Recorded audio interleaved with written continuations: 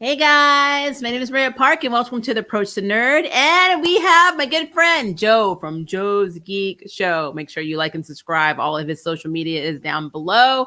He is here with me to talk about Loki, episode 2. So we are going to jump right in there. And, hopefully people will hop into the stream. If they don't, then they'll just catch it later and we'll answer the questions later. How this works. But yeah, so first of all, what was your overall impression of Loki episode 2? My overall impression, it was definitely very interesting because, obviously we've had, that initial episode. Loki's had time to at least kind of adjust to the concept of the TVA and stuff like that. And he definitely looks like he's getting a little more comfortable with the idea of like, I can be like this kind of government agency type of interdimensional person, and hopefully I can save my own life when it's all finished and I've completed the mission. And there's just a lot of funny moments, throughout the episode and stuff like that, where he's talking to the animated clock and is just trying to whack I love that and just trying to get any information possible. Like, I love the scene where he's in like their library and he's just like, can I have access to the records at the beginning of time? And she's like, nope. How about the end of time? Yeah, confidential. Where can I access? And she just gives him his file and he's just like, but he still made it work. And I like that because this episode, continuously demonstrates how intelligent and resourceful Loki is. I mean, on top of his own self-indulgence and him constantly thinking he's like the best version of any other Loki out there, which may or may not be true, depending on, where it goes in the future, because there was definitely some things and some reveals that happened here in episode 2. And yeah, we'll get down into it. But overall, I guess my consensus is I really enjoyed it. Yeah, I love the banter between him and the mascot, the little red mascot, where he was like, "Are you real?" And she's like, "Sorta." She so sounds to me like the actress who voices Sammy in Jurassic Park. Oh boy, I just watched it last night too because I know that actress, Tara Strong. Oh, is it Tara Strong? Okay, Tara Strong. Yeah. For some reason, she sounds so similar to Sammy in that show, which is crazy. Good show on Netflix, by the way. But yeah, I love that. I actually agree with you. I loved him in the library, just like researching stuff. Like he was literally researching things. And I was like, that is so cool. Loki's in the library doing homework. I mean, he's not out there being mischievous and an a-hole. He's actually putting in some work. So I thought that was pretty cool. And he looked like he was having fun. I like when he put his jacket on, he didn't realize it had variant on the back. And he was like, check me out. How do I look? And then was like, yeah. and then he saw that they put variant on the back and he was like, that's great. That's real clever. But yeah, this entire episode. So let's kind of go over, we're going to do an overview of it. So it picks up from episode 1. Loki is basically playing for the team. He wants to have an audience with the timekeepers, or as he likes to say, the 3 lizards that are controlling time. It's the lizard people. I mean, it's the lizard people. And then I love the banter between, him and, just the actors themselves, between Tom and Owen Wilson. The chemistry they have together. Like, even with Loki and Mobius, just think about them as the actors themselves. They have such good comedic, dry humor type, comedic timing in this show. So even though they're not trying to be funny, they are naturally funny, but it's like a dry humor, and it really works for these 2 characters. So I do like how they play on each other, especially when Mobius was talking about why he likes jet skis so much. He pretty much like, everything else is crap, but the jet ski. For that one point in the 90s. One moment. Yeah. Just one moment in history, and it's the greatest thing ever. Wow, you ever been on a jet ski? No, not really. No. I mean, he makes a good point. Could you see one of the time agents just jumping on a jet ski and be like, "What the hell?" But I will say because Loki discovered a little loophole in their whole time variant thing. What's to say that Mobius couldn't get on a jet ski, during the Great Flood? I love how he was explaining the loophole by grabbing his, Mobius's salad. He's like, "That's my lunch," and he's like, "So say this is Asgard or whatever." I'm like, "Oh Lord!" Instead, I wanted to just push Hulk. My lunch. What if I just wanted to push Hulk off the Rainbow Bridge? I'm like, he's still bitter from the first Avengers movie, and then he's like, "Yeah, just humor me," and then he's like pouring salt and all these different things into like the salad or whatever. And he's like, "I could do anything I want. And it doesn't matter because this is actually an apocalyptic situation. So if you're hiding in an apocalypse, any actions during said apocalypse would not flag." And I was like, nope. And I think we talked about this the other day. I think we said we didn't understand how in the heck the entire agency did not think about this. It's like it took Loki saying this for them to be like, concept. Yeah. Yep. Hey, it just shows that when you play everything by the book, you might miss a few things. You got to think outside the box a little bit from time to time, and that's what I loved when Mobius, went up to his boss and he's just like, "Yeah, Loki pointed out this big flaw in our design," and she's like, "Yeah, that's what scares me, yo." Yeah, he's like, "We got a huge security breach," and I was like, "Yep, you really do."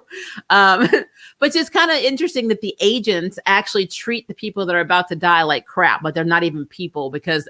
I guess to them, they're not, because this is something that happened in the past. So these are variances that happen, or not really variances, but like set time, line disasters. So like when they were in Pompeii, or when they were like, when they were at the warehouse with the people that were huddled waiting for the storm to come, and they're just talking to people like, "Get the hell away from me. You're dead meat anyway." And that's just, it's so messed up, And even Mobius was like, these people are already dead and they're about to die. So, kind of what's the point? Kind of makes me think of like, back during the first season of, The Flash, not to jump off of Marvel onto DC, but when, Reverse Flash, before time got turned back, when he killed Cisco, he's like, "Hey, sorry, bro, but to me, you've been dead for centuries." It's kind of like, it's very much a very similar concept of, do you care? Can you care something about a person that's already dead that you never knew? And it's like, yeah, you can't save them, because then that would cause a disruption in the flow of time.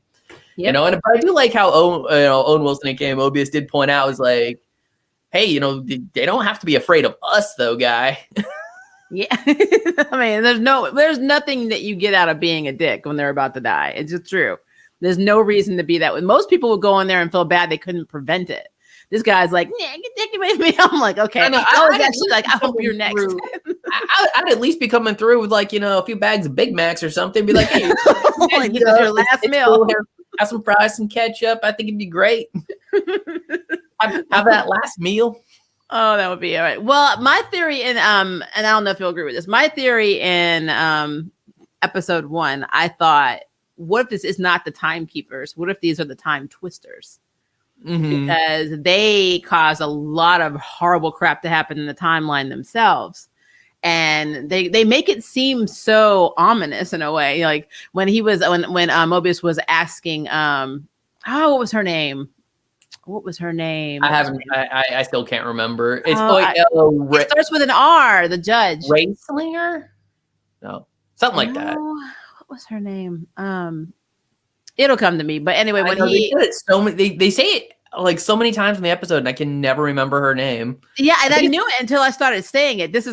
Guys, don't get anemia. I'm telling you, your brain just goes out the window. It's been happening for a while. I think it's just because she's not on screen for a whole lot of time per episode. She's not, but when she is, she's funny. They give her really funny lines, so I do like. She's very mistrusting. It's funny, but so far, like name wise, it's not proven to be like extremely memorable. Ravonna. It's Ravonna Renslayer. Renslayer, that's it. That is her name, Judge Ravonna Renslayer.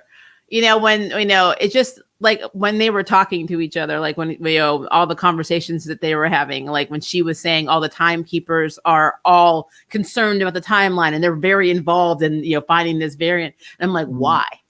I mean, what do they know that they're not sharing with the rest of the TVA? And then why would you not share it with them if the entire timeline is in danger of going off the rail and going into the red and, basically imploding? So that's why I wonder if it was the time twisters we were dealing with and not the actual timekeepers, which would be an interesting twist.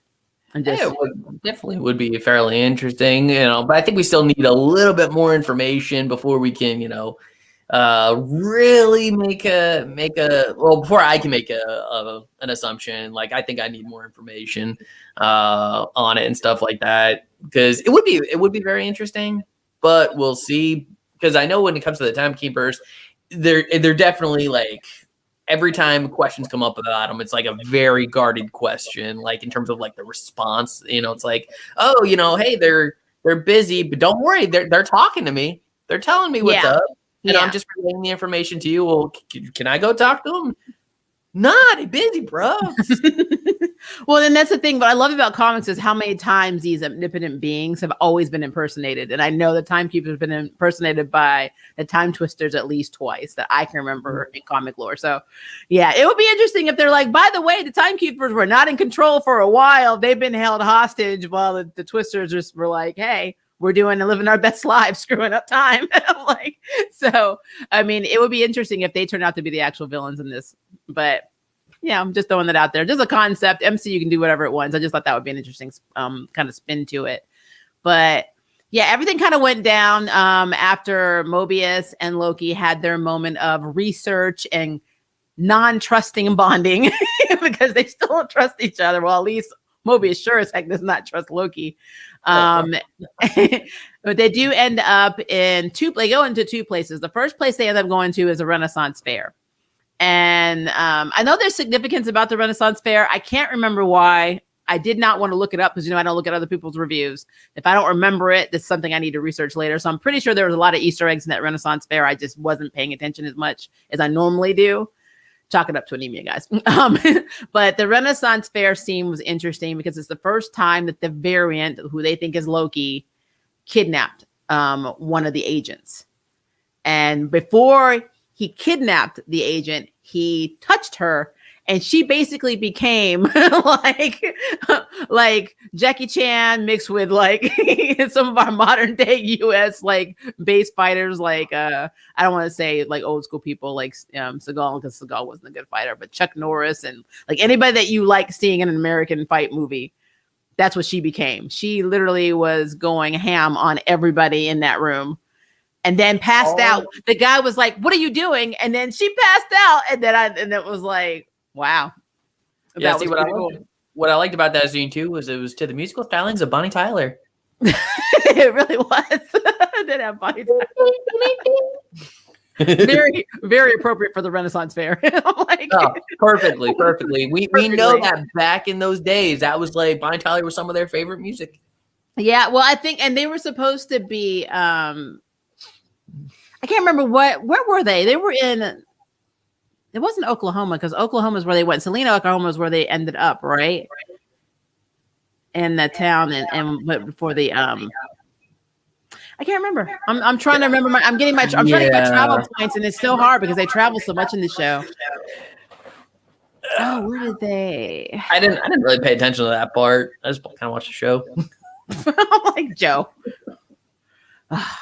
Joe just watched a show. What am I going to do with you? Well, we know they were definitely in Pompeii, like before the volcano erupted. Off to that one, which was funny because that's how they figured out that their loophole would work. They're like, let's see what happens. I love Loki doing that speech when he was like, this is your last meal. You're all about to die. I'm like, oh no, it's when he set the goats free that I lost it. Run free. And I hear someone saying that you're hearing echo. So let me see if my webcam is plugged in. Oh, I'm not even on the comments. Webcam's plugged in. I didn't even know. I'm going to have River investigate that for you guys while we're doing our thing, because I'm hearing it too. And I don't know why. Because right now I'm using this microphone, but it could be my webcam. I'm using my SLR. My webcam could still be plugged in. I don't know. I'm not hearing anything. Okay, I don't know what that is because I am not hearing it on my end, and that's really weird. I don't know. I don't know why, Jermaine. I don't know what's happening, but we'll figure it out. It's the time twisters. It is. It's the time twisters. They're doing it. Hi, Mercenary. Messing with our stream.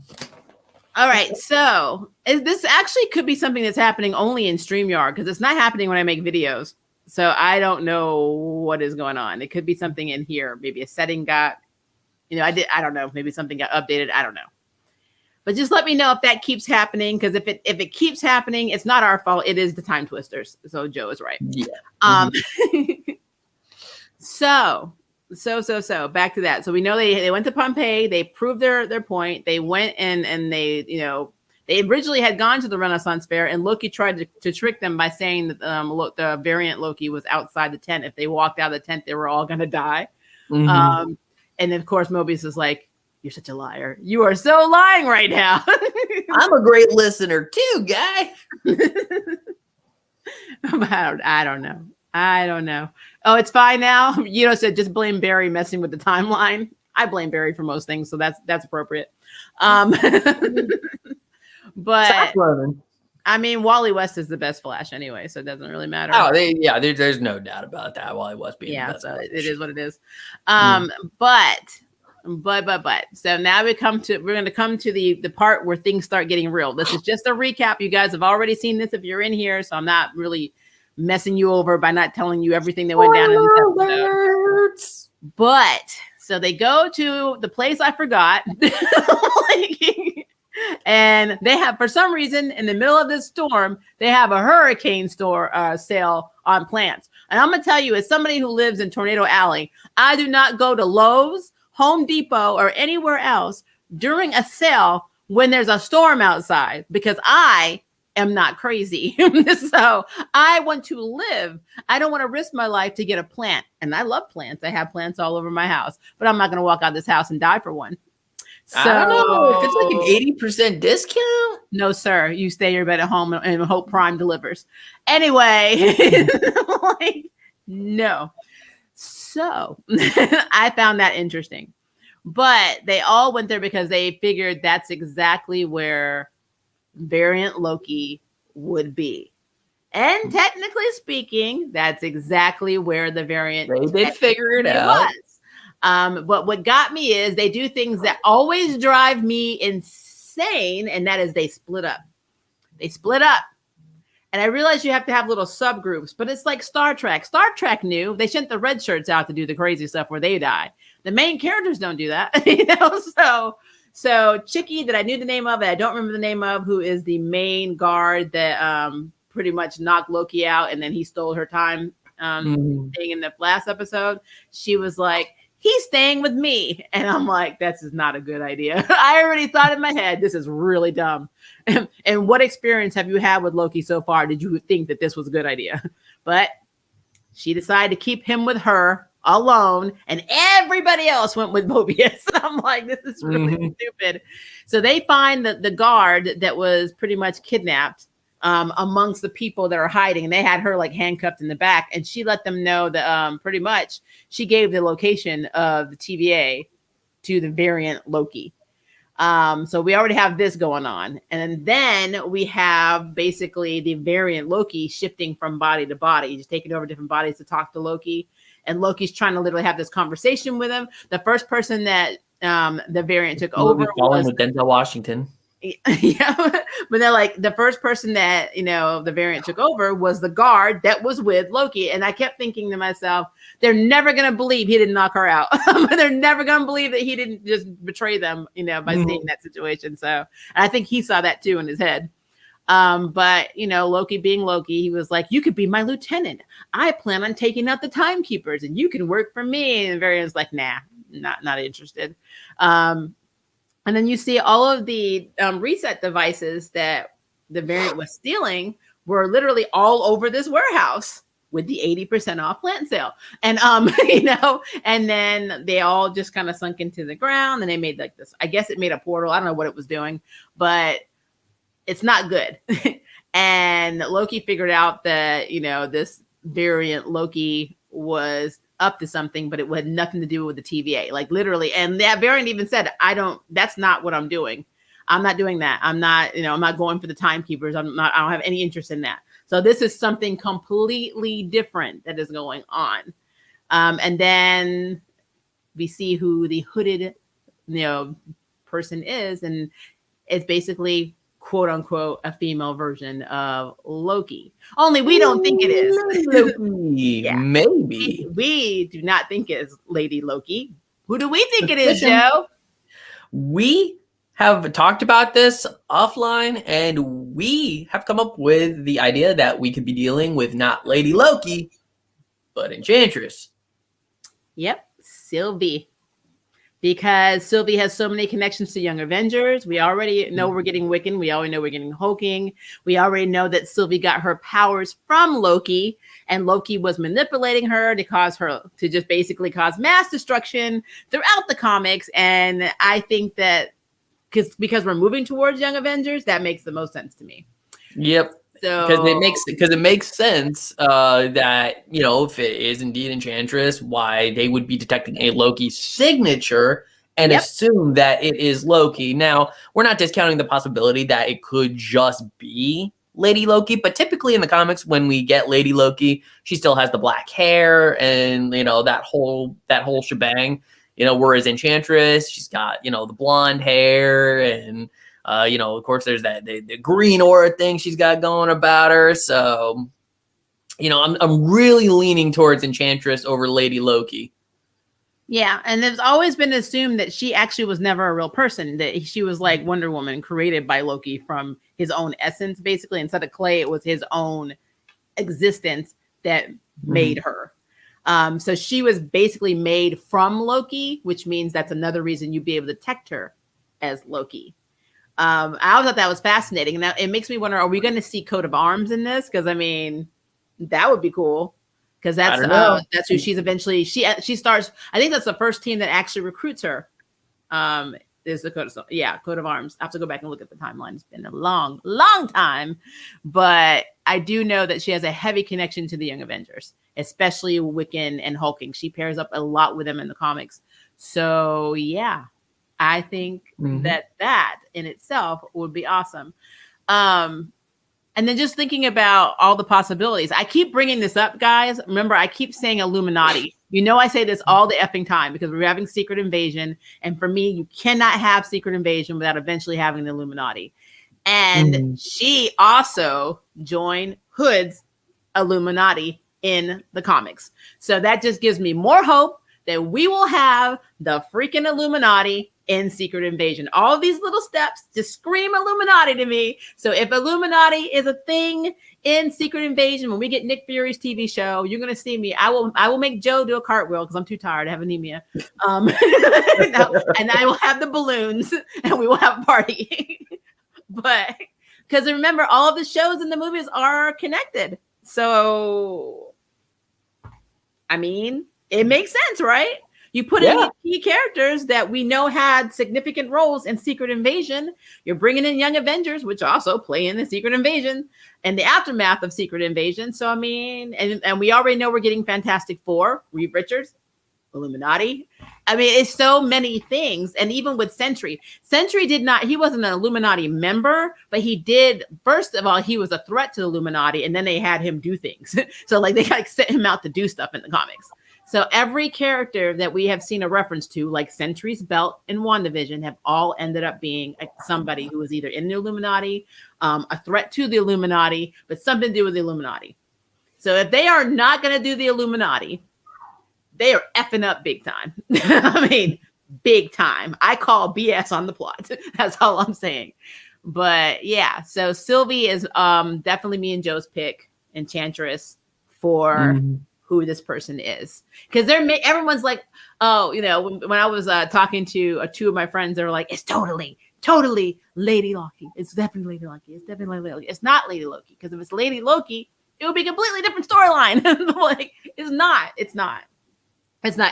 Unless the MCU does its own crazy thing. Because I mean, let's be fair, they did change Agatha Harkness significantly. They made a whole brand new version of Agatha Harkness, because that is not the Agatha from the comics. So it could be, but honestly, yeah. Well, I mean, I think it was significant when Loki referred to her as Loki, and she said, "Don't call me that." Yep. So that's why, like, I mean, what is it? She, like, at least in the body, like the voice and the mannerisms seemed fairly irritated when referred to as Loki, which means it could be one of those things where because they think she's Loki and things like that, it's like, she's racing to show her own identity or something to maybe that she's effect, trying to make an identity, because if they're sticking to the comic, she doesn't have one. She's just the essence of Loki. So I think that would be kind of cool if they come to find out that, the reason she's doing all this is she's mad at her creator. So in retrospect, Loki is the actual problem in this whole thing. She's just acting out. His child is acting out. Yeah, but now the question being, is she from somewhere? Where in the multiverse is she from, or how far ahead of time is this character from? Like, now we got to pretty much figure out, and I'm sure they'll get to it at some point, maybe in the next episode or one of the corresponding episodes later on, and of how she got displaced in time in the first place, because she has to fit somewhere in the time stream. Well, yeah, I mean, I kind of feel like her whole identity as a whole was like a cosmic joke, because Loki only did it because he wanted to show that he could make somebody that's immortal think that they're better than them than they actually are. I think it was something like, you think you're from Asgard. Oh, you think you're Asgardian. You suck. You're nothing. Basically, it's all literally, it was a prank. It wasn't even this big deal. Loki just did it to be an a-hole. Like, that's literally why he did it. So it could really be any timeline. Any timeline. Yeah, because we did get to see, like, at least in CGI hologram of graphic form, a few variations of Loki. Yeah. Yeah, we saw. I love when he looked at the muscle bound version of Loki. He was like, like, what? That was really. It actually looked like Loki and Hulk had a love child. Pretty much. Like, I was immediately reminded of, like, say, the Green Goblin from the Ultimate Spider-Man universe, and it's just like, I could imagine that Loki looking at Thor and be like, come at me, bro. But if Loki's that big in that timeline, how big is Thor? Yeah. What was it? That could be, the Rob Liefeld universe. Oh, yeah. And that's muscles and pouches. I don't know. I feel like when we bring X-Men in, though, there'll be a lot more people they can play with. I'd like to see some saber-tooth hybrids with Loki. That would be really funny. But no, like, but then Enchantress too, I was thinking about, just from the episode itself, we already know that the whole mental manipulation is not just a Loki thing, because she gets her powers from Loki. So she also has that. She does have sorcery. She has, I think she can teleport. I need to look it up. There's a long list. Let me see. Da-da-da-da. All right. She has sorcery, mental manipulation, self-propelled flight, transmutation, teleportation, force fields, deflection, energy projection, and telekinesis. Yeah, that's a lot.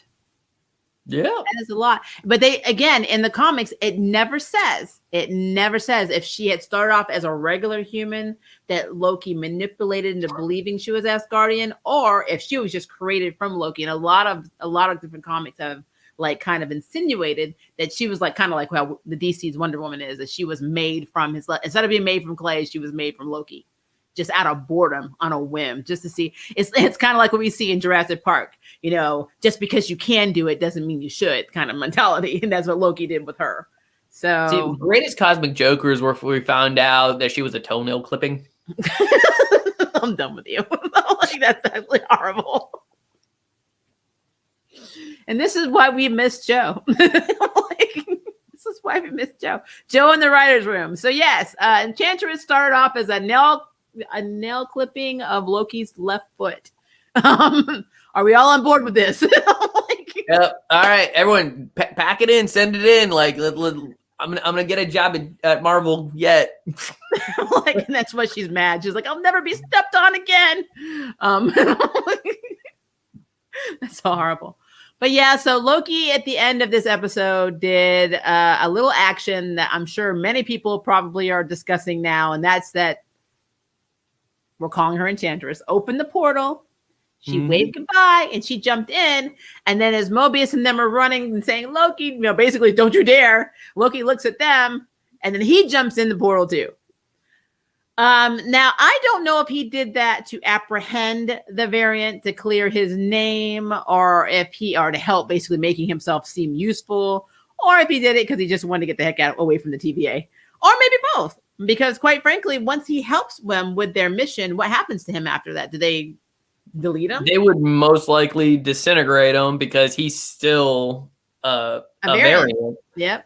And yeah, I mean, you got like from Loki's perspective, jumping through the portal really was the only option, just because it's like it was a failed mission, and they take him back, and yeah, they'd probably just be like, yeah, no, this is way too risky. This went off the rails. We broke so many rules just to make this happen. All right, it's back to business as usual. So. But of course, I would say that they may have stood a better chance of potentially apprehending who we think to be Enchantress if they didn't walk through the front door. Because that's one thing I've noticed about the TVA, how they think they're all big and bad, despite how many times they get killed by by this what they assume to be Loki. Yet they still keep strolling into places. They can like, all right, this is the spot, this is the place. We're gonna get them this time, and then, and I'm sitting there like, here they roll up into a store in 2050 that they should know has security cameras. The person they think to be Loki's, obviously they got to be thinking, why don't they don't think about these things? Like they give themselves away every single time. I mean, and what I love about the TVA, you think about the fact that all of their tech is so old school. It's all outdated. Like they have tube TVs. They have like a steampunk kind of vibe. It's all like 1940, 1950 in terms of technology. I'm like, even looking at like their stereos and stuff, it's all analog. Yep. Instead of digital. They're using file cabinet drawers instead of literally cross-referencing things in computers. So it's like, give me. Yeah, it's like you have a library. Where's your internet? Yeah, there's no Wi-Fi. And that's the thing that keeps making me so suspicious of the timekeepers. Like, it's easy to keep people off a trail of what's happening when you don't have advanced technology that can actually show them what's happening. They're using they use analog and sometimes the little dial phones. They're like literally like I was watching him like dial up one of them, just spinning the dial. I don't think I've seen one of those since I was 5. Those things are old. Yeah, no, I would love to see the first time they ever rolled into a timeline and was just like and just looked at a cell phone. Just be like, what is that? Just take a look like, whoa, this is like some sort of advanced like weapon or something, and it rings or something like that, and they're just like freaking. Well, the scarier part is they probably saw those big, freaking cell phones they used to have with the long antennas, that look like huge walkie-talkies, and they were like, "This is amazing!" And don't get me started on when they saw the Nokia flip phone. Oh, it's compact. I can take it with me. I'm like, what is happening? It just fits in my pocket. That's amazing. It's so odd. And like whenever I watch anything from the future, and I mean, I'm a Star Trek girl, so I should know better. But every time I see these see-through elevators, I'm just like, those elevators are like so dated. I'm like, they probably haven't been fixed in 300 years. And they're just like, I'm like, wow, here we are in like 2560, and we still have the same damn elevator music that they had in 1985. So yeah, TVA is interesting. So if you go by their technology and you go by their blind faith, which is what Mobius says, he just believes because he accepts what is. And I'm like, you're not questioning anything. Cool. You're just. Which I guess kind of, if you really think about that could be kind of a real life example of people's faith. It's why do you believe in God, or why do you believe in whatever you believe in, your religion, your whatever. I could see that being their way of incorporating that into the script in a more relatable way. So the timekeepers are their religion, which, it is what it is. But it's just funny how Loki is like, but that's stupid. I'm like, you're dumb.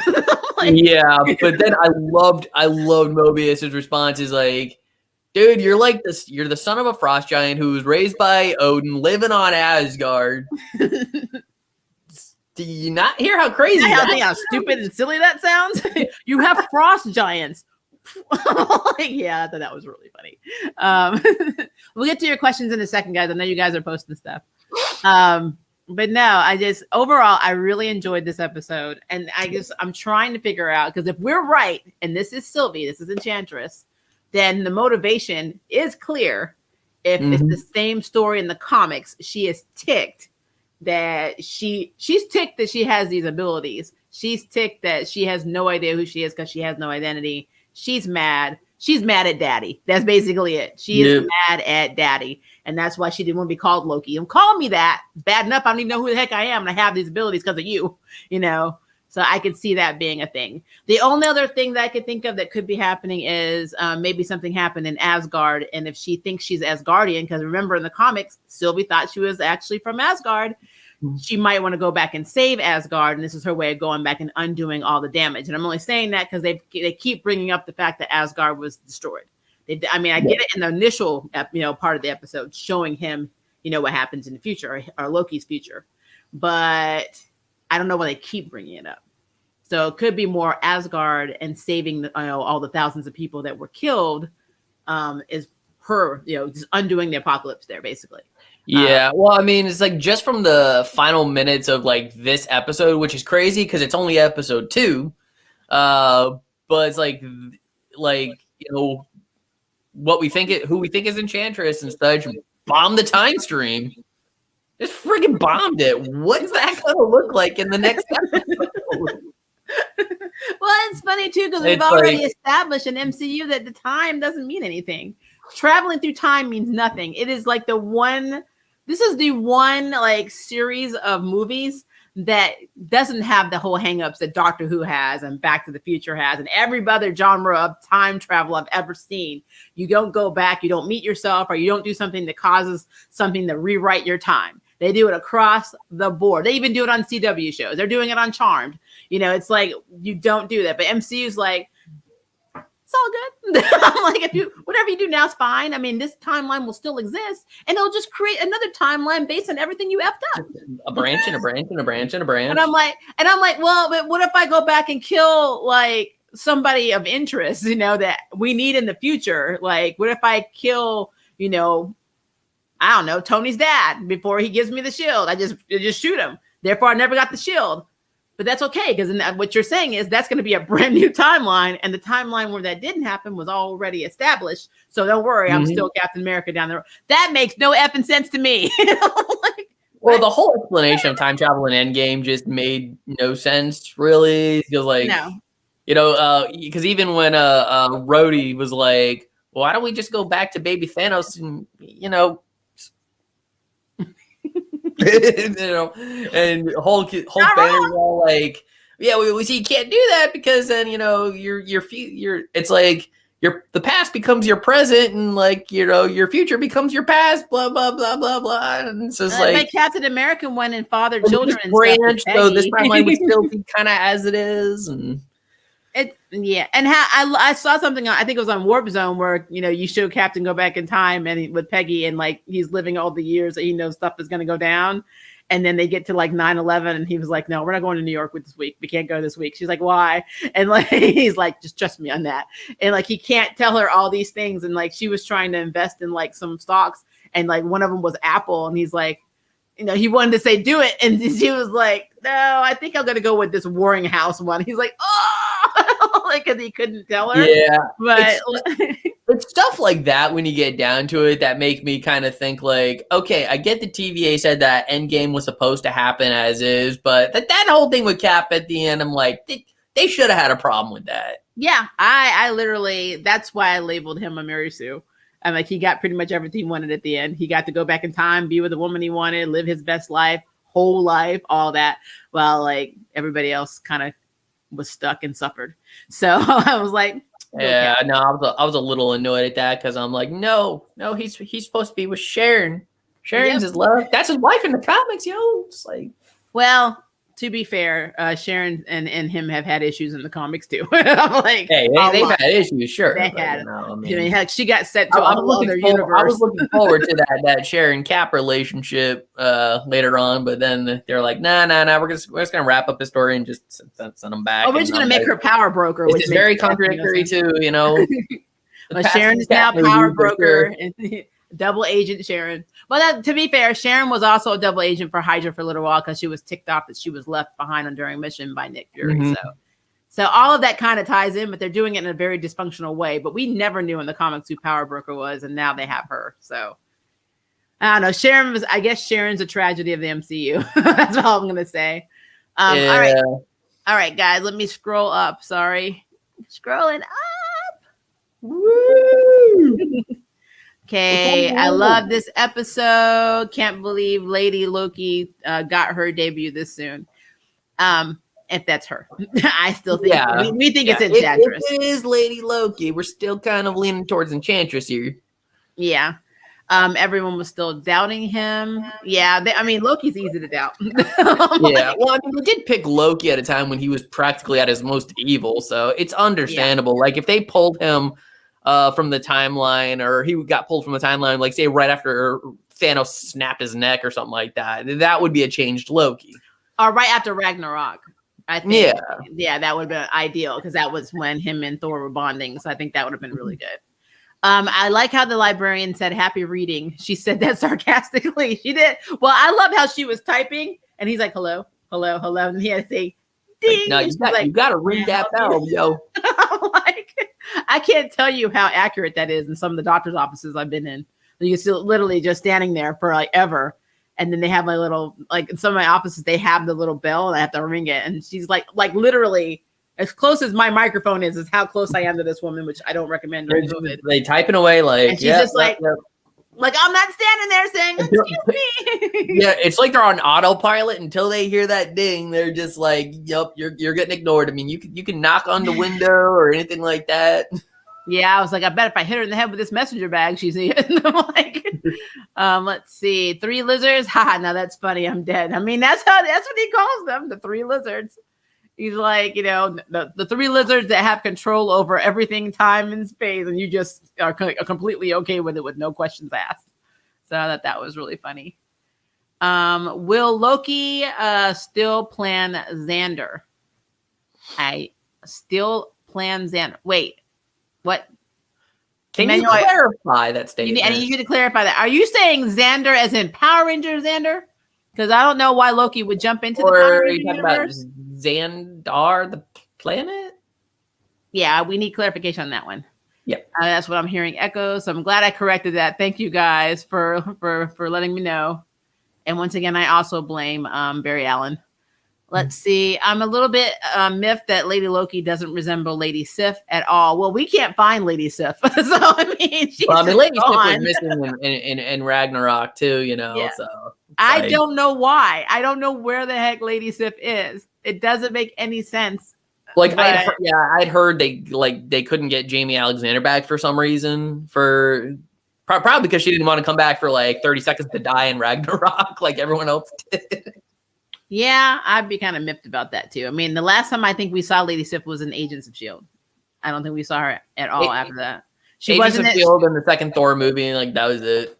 Thor Dark World. I think she was in the second movie for like 5 minutes. I'm like, it really wasn't big. She did like the 2 things. She was on, she was up on Asgard during the sequence during those times, and like that was pretty much once they left Asgard, all the Warrior Lady Sif and the Warriors 3 pieced out the flick.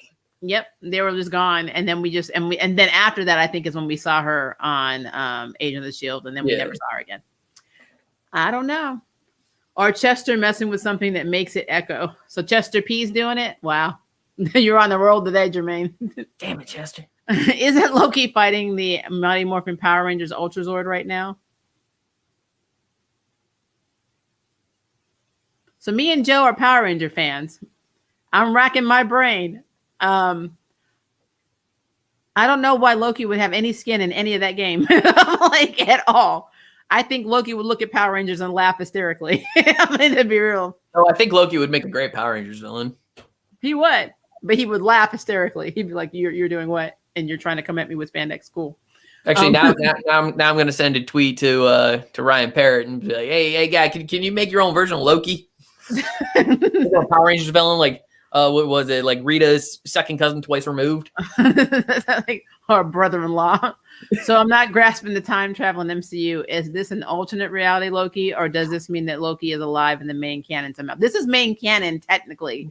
They pulled him right after the first movie when he was arrested. Yeah, so he got pulled from the first Avengers movie, which branched the timeline, is what happened. Yep. And that's why we got the whole Hulk reference of him being thrown off the Rainbow Bridge, is because in the first movie, Hulk grabbed him and was just like flipping around like a pancake. He's like bom, bom, bom, bom, bom, ping pong ball. So he's still way in his feelings about that. So, but he's not. Yeah, I hear it echoing again. Sorry, I don't know where that's coming from. But he's not where where he should be in Ragnarok. So we don't have the developed Loki that we get at the start or the end of the second movie towards the Ragnarok movie. Yeah. So, which kind of sucks. MCU's time travel makes less sense than Krakoa's resurrection protocols. No more precogs. Yeah, they should have just stuck to the Back to the Future idea for time travel. It's the most clean. Yep, and it would have made more sense. Like, don't touch anything, don't look at anybody. Like, isn't Lady Loki just Loki inhabiting Sif's body? That's what I remember, at least. So that's kind of a yes and no question, because at one point Loki was inhabiting Sif's body, but then there was another point after Ragnarok where Loki was reintroduced and like reincarnated as a female. Yeah, it was a completely separate woman. Yeah, just like fully new, like reincarnated Loki as Lady Loki. So that's kind of a yes and no question. Yeah, and I don't think that's what they're doing at all in here. No. I mean, honestly, let's be real. They'll have Maria be Lady Loki before they bring Lady Sif back. Right. You have a very good point about Marvel and time travel. I mean, I'm telling you, because it's stupid. You don't know. We know. At least in the main comic. I mean, I know even in the comics. Hello, Nicholas. How are you? Hi. Even in the comics, they had a better grasp on the consequences of effing up your own timeline. Like, they just always stress it. Don't mess up your timeline, because you don't know what's going to happen in the future. And the MCU, they're like, we don't care. So I'm like, just do you. That's literally what's happening. I need to see my girl Amora, because if we get Sylvie Luston, aka Discount Enchantress Marvel, and I will have some more. You're gonna have some words, because there's no way that's Amora. There's no way that is definitely Sylvie. If they were gonna bring Amora in, it would have had to have been in the first 3 movie runs. It would not. I mean, we're going into Young Avengers now. We're replacing the senior citizens with the newbies. So yeah, there's no way. There is no way. Mm-mm. So you might want to draft that email, Nicholas.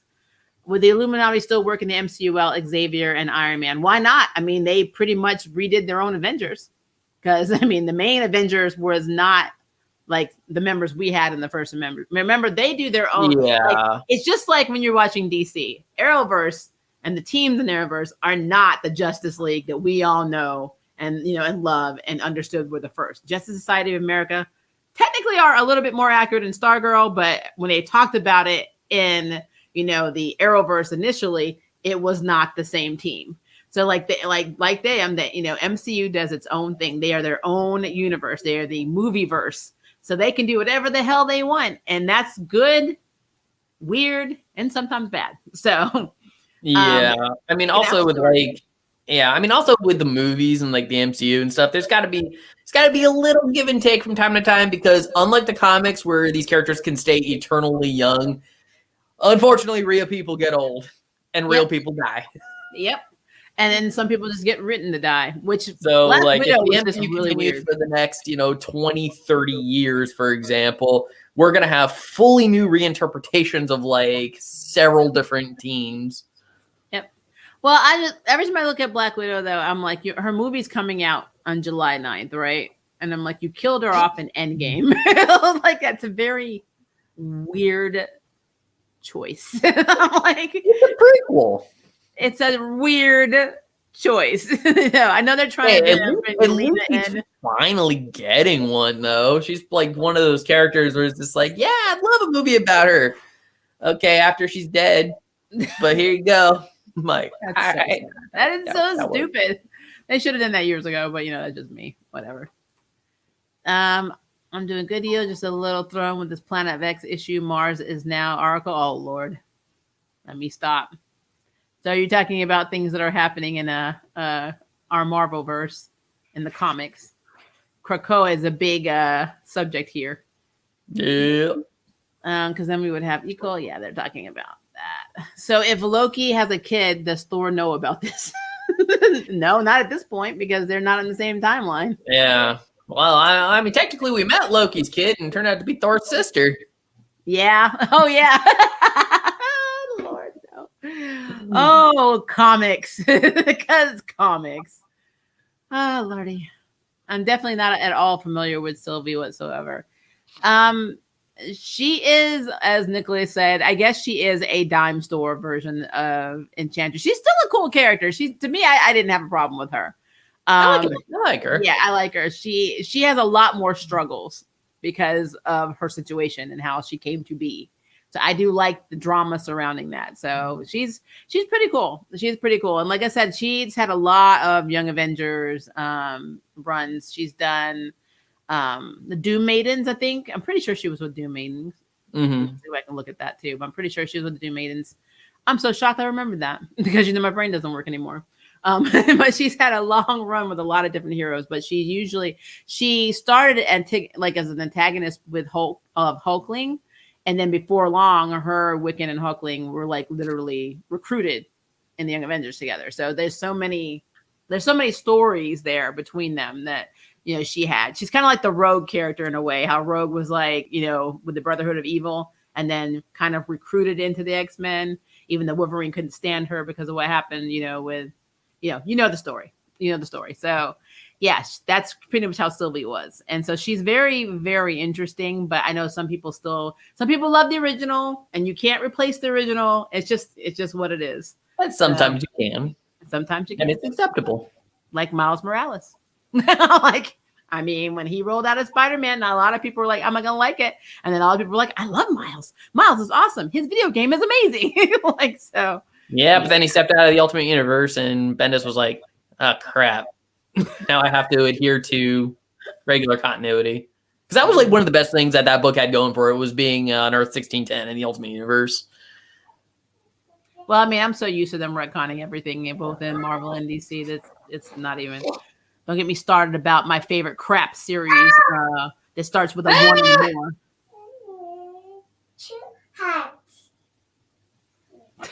Like, I don't know what that was, but hats, cool. What's hats? No. She's like, nope. Same. At this point, I'm waiting for the shoe to drop. Like the old saying goes, while the grass may be greener on the other side, doesn't mean it's any less insane, or if not more. Come on. True. What's up? Okay, I think this is about Krakoa, so I'm going to. Okay, I need to go tend to a tiny human for a second. Okay, go right ahead. I'm just going down the question line. A toenail clipping. Oh, hell, I'm dead. Just think about how disturbing that is in general. Like, oh, yeah, I was made from the clay of the gods, and I was made from a toe clipping. I'm like, yes, that would give me an inferiority complex. Subvolution was a magical construct who ancient Loki manipulated the Young Avengers and was the main force in trying to separate away Ico from the Young Avengers and try to manipulate Billy into. Yeah, there was a lot. Like I said, she was the Rogue brother. So think of Rogue, Brotherhood of Evil Mutants. She started off as the Rogue character and then became kind of more like the Rogue character after she assimilated to the X-Men. So that's basically what Sylvie is. I'm so down for Enchantress. I wonder if this could mean we could get the Executioner back. I would love to see that. But again, there's so many characters that I don't. I'm still waiting for Blue Marvel, guys. They've been teasing me with all these awesome characters and they don't deliver. So I'm being real. I don't have faith right now that MCU is going to pull in people I want. I'm just going to dream them in. I'm dreaming them into the story. Who was becoming the Demiurge? Oh, yeah, everyone. So to be fair, everybody was trying to stop Billy from becoming the Demiurge. So everybody was, including Baby Shark. Loki, including Loki. But it obviously didn't work. So yeah, I totally missed that story arc. First time I've heard her name. I mean, it's not hard. There's so many comic book characters. You're never going to remember all of them. You're never going to know all of them. Some of them are so obscure in the background. They're so insignificant that unless you just really have like, a quest of finding background characters and sometimes comic fodder, you would never see them. Nope. It's just, I think they do that on purpose. No, we're talking about Krakoa. I'm trying to get not an X-Men discussion. I know. I know. I mean, I'm gonna have to do a Krakoa stream eventually. I'm trying to catch up. That's why I haven't done one. I gave up on X-Men. Look, there's a lot going on in Krakoa. It's a thing. It's like the Jerry Springer of mutants. Loki escaped at the end. Yeah, he technically did, but did he? Well, we'll see what happens next. Is he going to try to stick with, his supposed female counterpart, or is he gonna be like, okay, I'm gonna capture you, take you back to the TVA, or am I gonna keep trying to convince you to work with me? Like, what's the deal? What am I gonna do? Because you don't know, because I'm Loki. Yep, I'm mischievous. And then he also could just be doing it because he's scared he's going to be blamed for everything. He probably could be just running away. He's like, they're never going to believe I didn't do all this. I'm just going to go. Maria and Joe, can you please explain the time travel in MCU? I literally can't grasp the concept. To me, it's less time travel and more alternate realities. I mean, that's effectively what it is. Because, they pretty much explain it. Think about, you have the main timeline, right? This is the world we occupy and whatnot. But then if somebody hops back and does something, seemingly anything, what happens is that path then branches off into an alternate. So now you have two timelines kind of going together, which, creates chaos if too many branching paths happen. So that's what the Time Masters, they said, do, is they erase all of those branches to keep one flow time, because even in the first episode they explained that there used to be like many alternate realities, which they all kept crashing into each other, and it was just crazy. So they figured, all right, we'll just one timeline, call it a day. Anything that branches, erase it. That's pretty much it. It's confusing. It makes little sense, but that's just what they gave us. Yeah, and it's like they took, so in physics, I watch a lot of like Ancient Aliens. They took a concept like dimensional M theory, where they say, there's a bunch of different bubbles so think of the multiverse as little bubbles, like pocket realities, just all flowing around each other. And you're always terrified that two are going to collide, because if two of them collide into each other, then you have chaos, or you have the Mandela effect, which a lot of people think happened. So in their reality, they took that theory that only says that if you make a choice, like I choose not to eat pizza today. Why? I just made a reality where I did not choose to eat pizza today. And that's a whole other life now. My life is going to go completely different now because I didn't eat pizza today. And that means that is happening according to the MCU, like every time they make a decision in when they go back in time, which is insane, because that means every moment that they're in the past, every moment they decide to go up the stairs. Well, there's another version of them that decided not to go. When they decided to go get the Tekrov, there's one that said, I wasn't going to go do that.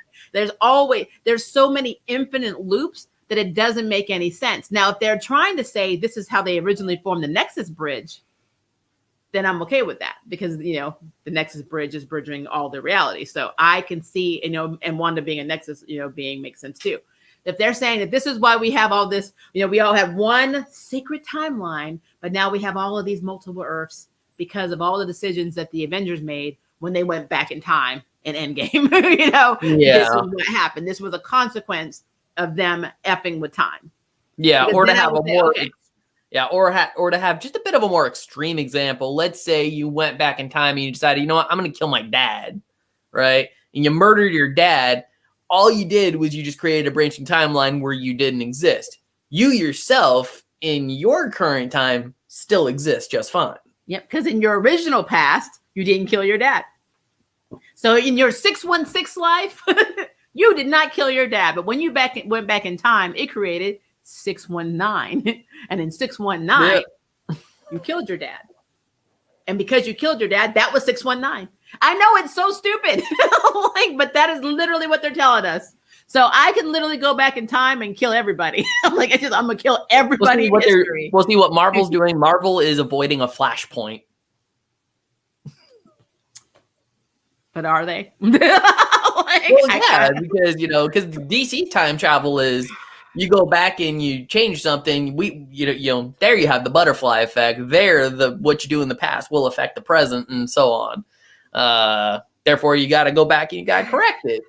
But Marvel, it's just kind of like, yeah, sure, you can do that, but the problem is the Time Masters are just going to erase that branch that you just created and call it a day.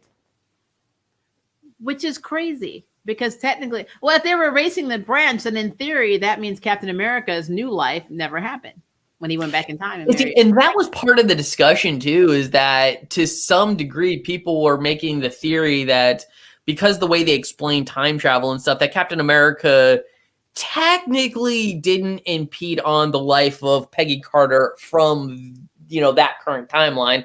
It was more of an alternate Peggy Carter that he lived his life with. But then you got to think, wait, but then how did he end up back in the current timeline? Yeah. Just be sitting on that bench. And it was part of the, as much as I love Endgame, it is a far inferior film to Infinity War. Because the Russo brothers, they definitely, there are some inconsistencies with the film, in terms of its time travel ideas. Yeah, I'm just gonna say what it was because I said it in my initial review when I was talking about Endgame. It was stupid. It was just stupid.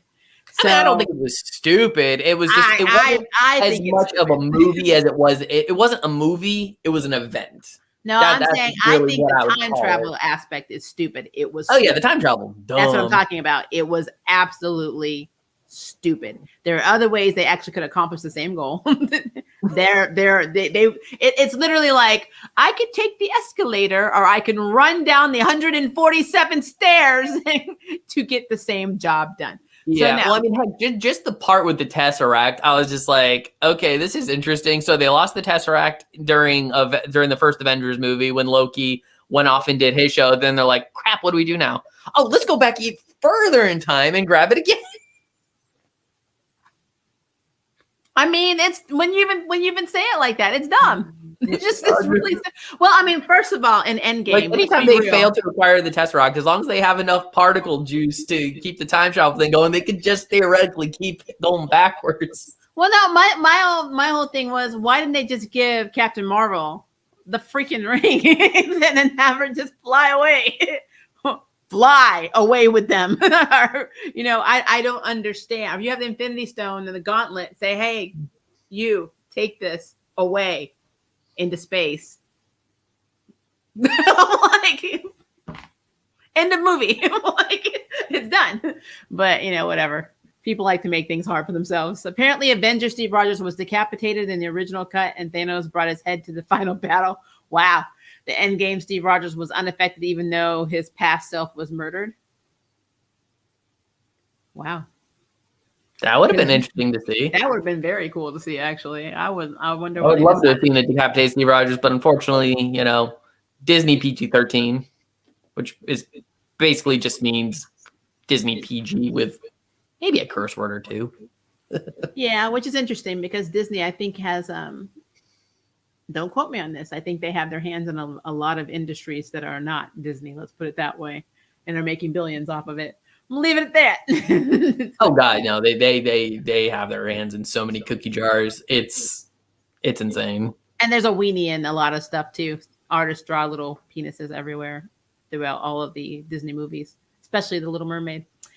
And reminded me of X-Men: Days of Futures Past in so many ways. I am so sorry. I'm so sorry.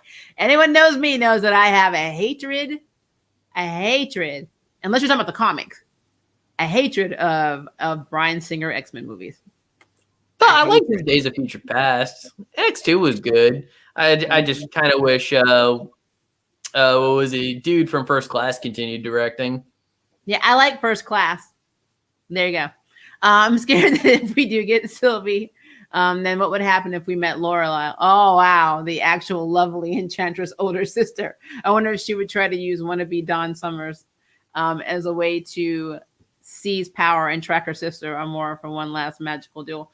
See, I think they just need to establish more, though. That's the thing. That's the problem with the MCU. If they're not established, then they never existed. So, like, again, I keep harping back to Agatha. You know, she was the governess for Franklin Reeves, you know, who separated Mephisto's souls into those little soul shards. Hence how Wanda was able to make her kids in the beginning. None of that. And what got me is Marvel, like in Marvel Studios, MCU, they are very cruel. And what they put out Easter eggs to mess with you. They mess with you. They did it in Loki. In episode 1 with the Red Devil, who looks like Mephisto in the comics, they literally did it multiple times in WandaVision, multiple times. The little boy on the milk carton with the blonde hair looked very similar with the hairstyle to Franklin Reeves.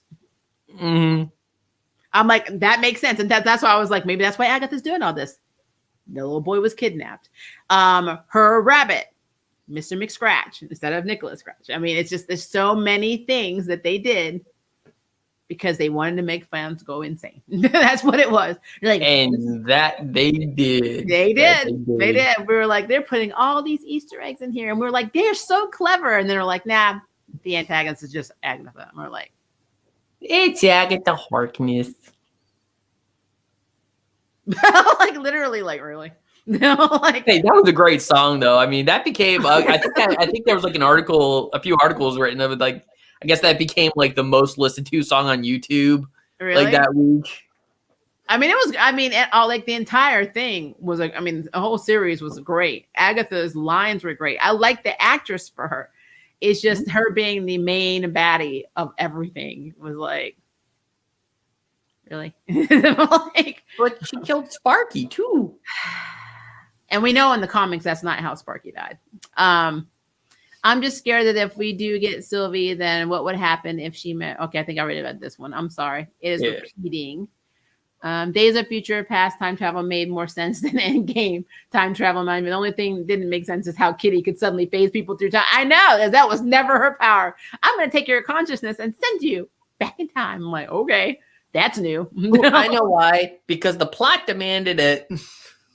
Well, I told you Bryan Singer's style of using characters in comics. He just puts out the dartboard, throws darts at it, and says, hey, you, what's that one's name? I'm like, he does occasionally get it right. Like, I still like the first X-Men movie. X2 was great. Well, technically, though, Jubilee. And I did like Days of Future Past. Now, Jubilee was the one that was supposed to come in, not Rogue. Rogue was character assassinated. Storm was character assassinated in his movies. There was no universe where they were that weak. I hated what they did with Rogue and what they did with Storm in that movie. And those movies, should I say. I'm gonna be real with you. I mean, I don't think it was a big priority. Even when they interviewed him and he was talking about how much research he did for Age of Apocalypse, and then actors who just went out of my head who played Psylocke said, "Oh yeah, I had to tell him that my character was actually supposed to be a British woman trapped in a Japanese woman's body," and like he didn't effing know because he doesn't research it. Well, not just that, but Olivia Munn, like there was even an interview done where she had to pretty much twist his arm just to get the traditional Psylocke outfit. Oh, I'm sure. But the thing is, did he even know that there was a traditional Psylocke? He didn't know. He does not know. And then, I know. He may have been aware, because I don't think it's any secret that he thought the like 90s classical X-Men animated series style spandex ideas were silly. Which is why he's like, yeah, this is why my X-Men wear the black leather. Because it's supposed to be tactical and whatnot, and that's the whole point. They're not supposed to be these brightly colored outfits, which I guess he kind of changed his mind on, because at the end of X-Men Apocalypse, he had them in more traditional like outfits that are like a cross between the traditional look and his more tactical kind of style. Yeah, well, not to harp on again. I don't like Bryan Singer. he has basically been the one director for me who screwed up 2 different comic universes simultaneously. Superman I don't know. and I mean, X-Men. are we forgetting Brett Ratner with X3 though? But I mean, he produced it, and my thing is that he was doing Superman Returns as X-Men. The Last Stand was basically being filmed, which is why they took Cyclops away, because he had him as Perry's nephew in Superman Returns. But he made this movie. There's tons of plot holes in it. Casting, I love Brandon Routh. I thought he was awesome, even though Kevin Spacey is very problematic to talk about now. He was a good Lex Luthor. So most of the casting that was fine. But when the movie flopped, he did an interview. You all can Google it. And he said, well, I only made Brandon Routh. No, he literally made a movie saying, I made a movie, a superhero movie for women, and they let me down. And that's why he said Superman Returns. Really? I remember the one where he blamed Brandon Routh, because he did that too. Yeah, you should read the one. Just Google Superman Returns made for women, and you will see multiple articles that he put out saying that he made this movie exclusively for female audiences, and women didn't show up. And I mean, I think that's the first time I've ever seen a comic book movie, the failure of a comic book movie, be blamed on females, especially since they're not normally the demographic people sell this to.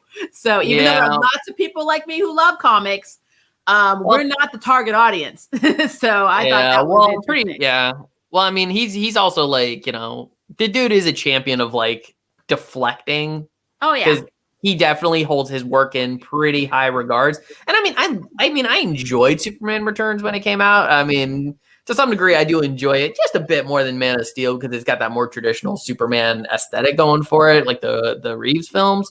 Definitely got its own list of problems for sure.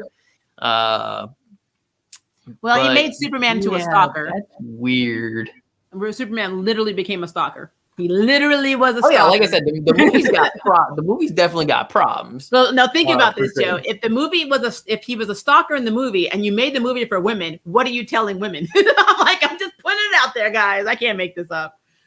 It's okay to stalk. That's why I'm thinking if he said that, it was just a deflection. It was an excuse to. Oh yeah, he's even uses his sexuality a lot too. He's like, you just don't like. It's like he's like the old school Zack Snyder. You just didn't understand my vision. Like, you're out because you didn't have one. I give him props for attempting to do a Christopher Reeve film sequel. Like 30 plus years later. See, you're much nicer than me. I call people out on their shit. I can't. I just can't. No, he should have left. If you didn't know what you were doing, you should have left it alone. And it's very obvious you did not know what you were doing. So no, should have left it alone. Yeah, that it's one of those instances where the studio let him have a little too much control, because like I know hearing the stories where the studio wanted to implement some of their own ideas into it, and then every time they did, like, he had an assistant that he would just snap his fingers and they'd bring out a picture of the Nicolas Cage Superman test costume, and he'd be like, "Yo, you guys are gonna make this, bro." Well, see, now, whenever somebody takes on the mantle of X-Men in the MCU, they're going to bring a picture of Bryan Singer and be like, you want to be like this? You want to be like this? This man can't even spell Psylocke. So I'm like, no. Hey, rest assured, though, X-Men's back with Marvel, so. Yep, so we are going to get X-Men and Fantastic Four in the MCU. And it's just a question of when are we going to get those films? Yeah. Because I know they haven't been, there's been no formal announcements yet. Some say it's going to be kind of like during phase 4. Some say it's not going to be really till phase 5. Because I heard phase 5. Because from what I understand, from what I've been able to gather, like, Marvel's maybe a little scared to even attempt the Fantastic Four because of how poorly it's done in the past. Oh yeah, that makes sense. Because there hasn't been one success. There hasn't been one successful Fantastic Four movie. I mean, first you had the Roger Corman one, which is the most comic book accurate one, which honestly with visual effects would still make a pretty fun dumb B movie. Yeah. I wish they would go back and clean up those special effects and redub Dune. Then of course there was the Fox one, which was the big one that Avi Arad produced. He's like, this is the big 20th Century Fox. This is going to be the one, and it was really just Spider-Man all over again with the Fantastic Four. I remember just like watching this thing and like, wait a second, wait. So the dude from Nip Tuck is Dr. Doom. To Jessica Alba was Sue Storm. I mean, I like Jessica Alba. I like the guy. I liked. Was it Michael Ben. Chiklis? The dude for Reed Richards was good. Like I thought the cast was Ben's overall actors great. from that show, The Commission. I can't remember his name, but unless that was Michael Chiklis. Which one? Whose the character? One that, Ben. He. Oh, you're talking about Michael Chiklis. Yeah, he was in a show called The Commish a long time ago. I remember the Played the Shield. commissioner. I don't remember of the New Commish, York. but Yeah. It was an older show. My mother, it was like when my mother was alive. She used to watch it all the time. That's the only reason I know about it. But he played the commissioner of New York, and like he had a family. And it was showing. So it was basically a cop show. But anyway, like even though that first Fantastic Four movie was financially successful, it definitely was a critical flop with like critics and whatnot. And I know audiences I think didn't respond too well to it. And then the second movie came out, Rise of the Silver Surfer, and was just like giant cloud Galactus. And then we got, of course, the Josh Trank 2016. So I mean, we don't talk about that. I'm like, we don't. But Michael B. Jordan redeemed himself in Black Panther. So there you go. That he did. Why second chances are important in comic book films when it doesn't go right the first time. It worked for Ryan Reynolds. It worked for Michael B. Jordan. Like works for Captain America there. I just think that's funny though. I kind of feel like they should bring the Runaways from Hulu into MCU and make them canon. Yeah, it seems like unless it's produced directly by Disney, they're just it's a completely discounted Marvel show. I mean, even the Netflix shows, Kevin Feige is like, yeah, those don't exist. I know Chloe Bennett is like, she got all pissed with like, when she was working on Agents of S.H.I.E.L.D., she's like, yeah, they just pretend we don't exist. Yeah, I mean, we have to abide by their rules.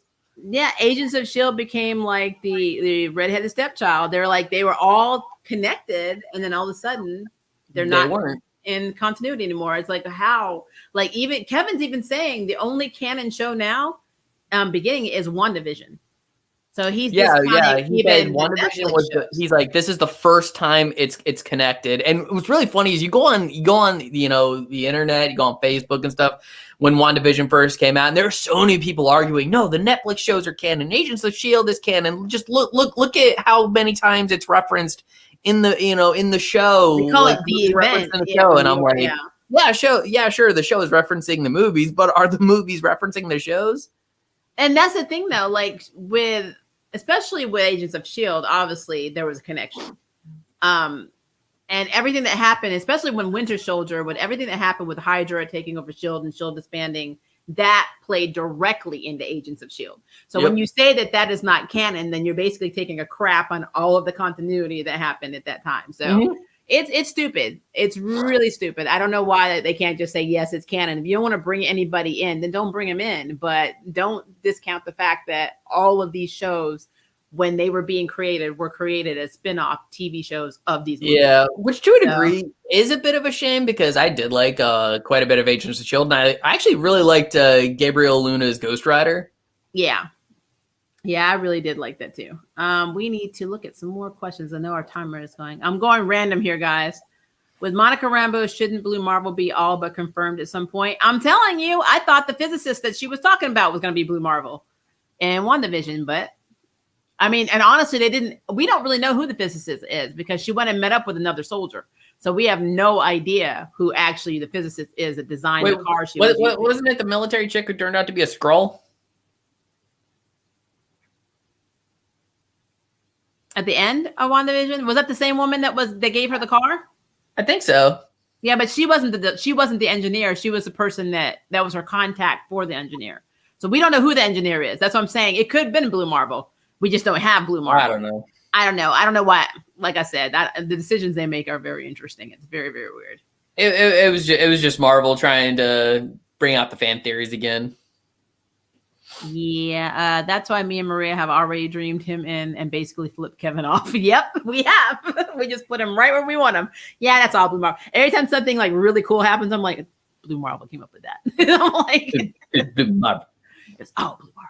Yeah, I remember that all about fan theories. Oh, it could be Blue Marvel. It's gonna be Reed Richards. It's gonna be this. Yeah. And what's so sad is they probably never even thought about it in the writer's room. They're like, yeah, I don't know. The way that show, I will say, the way that WandaVision was written, it really seemed like they considered all the questions, because like even when he finally reached, I think it was like the third or fourth episode where they, we introduced Darcy and they found everything, and they were writing all the questions on the board. I mean, it really was all the questions that people had been asking up to that point. It's what's with the sitcoms?